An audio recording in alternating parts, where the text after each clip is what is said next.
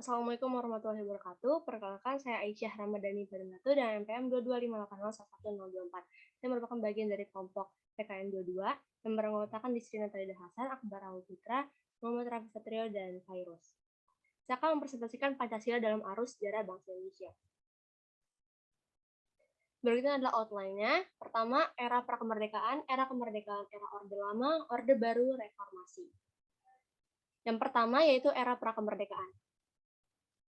Era prakemerdekaan ini diawali dengan proses perumusan Pancasila. Sidang pertama BPKI pada tanggal 29 Mei hingga 1 Juni 1945. Sidang ini membahas tentang dasar negara. Tokoh-tokoh Indonesia seperti Supomo, Muhammad Yamin, Soekarno menyampaikan berusulan tentang falsafah dasar negara Indonesia. Lalu setelah BPUPKI berhasil membentuk rancangan dasar negara, sebelum BPUPKI berakhir, disepakati membentuk panitia kecil beranggotakan 9 orang, atau biasa disebut dengan panitia 9.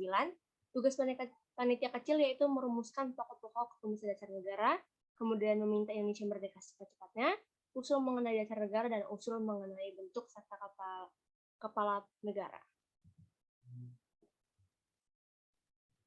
Lalu panitia 9 ini ditugaskan untuk menyusun tulisan proklamasi, yaitu dalam bentuk piagam Jakarta, seperti gambar di samping.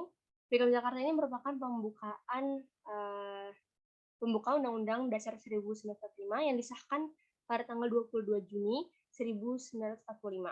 Dan piagam Jakarta ini diusulkan oleh Muhammad Yamin pada tanggal 10 Juli 1945 pada sidang BPUPKI yang kedua.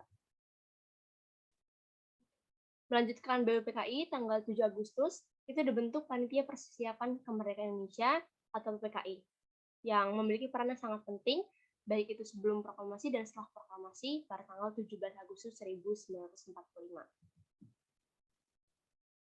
Lalu era kemerdekaan. Di era kemerdekaan ini, Pancasila banyak mengalami perkembangan setelah melewati berbagai percobaan demokrasi, yaitu demokrasi multipartai dengan sistem lembaga parlementer. Pada akhir tahun 1959, Presiden Soekarno itu menentukan demokrasi terpimpin, dan pada demokrasi terpimpin ini banyak penyimpangan ideal-ideal dalam Pancasila. Lalu pada tahun 1965 terjadi pemberontakan komunis, yang akhirnya Soekarno menyerahkan kewenangan ke Soeharto atas Indonesia. Ini merupakan awal dari Orde Baru. Sebelum masuk Orde Baru, itu ada era Orde Lama. Di era Orde Lama ini terjadi pada tahun 1945 hingga 1966.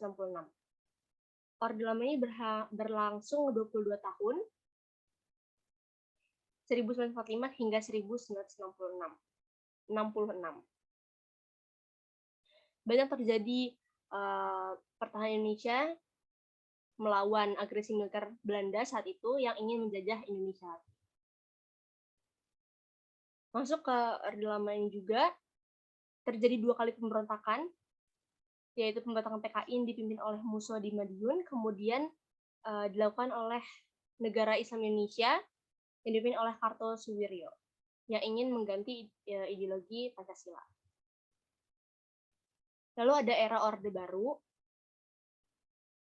Orde Baru ini berlangsung pada 1966 hingga 1998 yang dipimpin oleh Soeharto, yang berlangsung kurang lebih 32 tahun. Ciri-ciri dari Orde Baru ini yang pertama, kuatnya pengaruh militer atau difungsi ABRI, terbatasnya pilihan politik, dan pemerintahan yang sentralistik. Dan runtuhnya Orde Baru ini dikarenakan adanya krisis moneter tahun 1997 dan digantikan era reformasi. Era reformasi ini diawali dengan runtuhnya rezim Orde Baru pada Mei 1998. Tantangannya pada era reformasi ini yaitu penerapan Pancasila di era reformasi ini menurunnya rasa persatuan dan kesatuan serta lunturnya nilai Pancasila.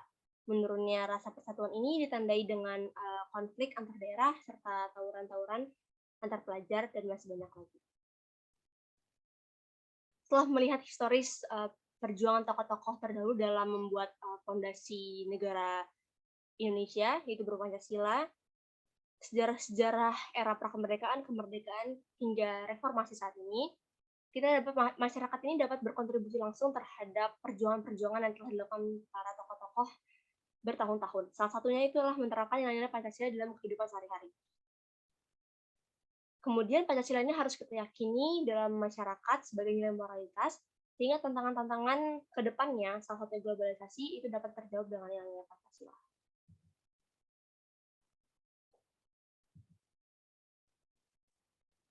Sekian, terima kasih. Wassalamualaikum warahmatullahi wabarakatuh.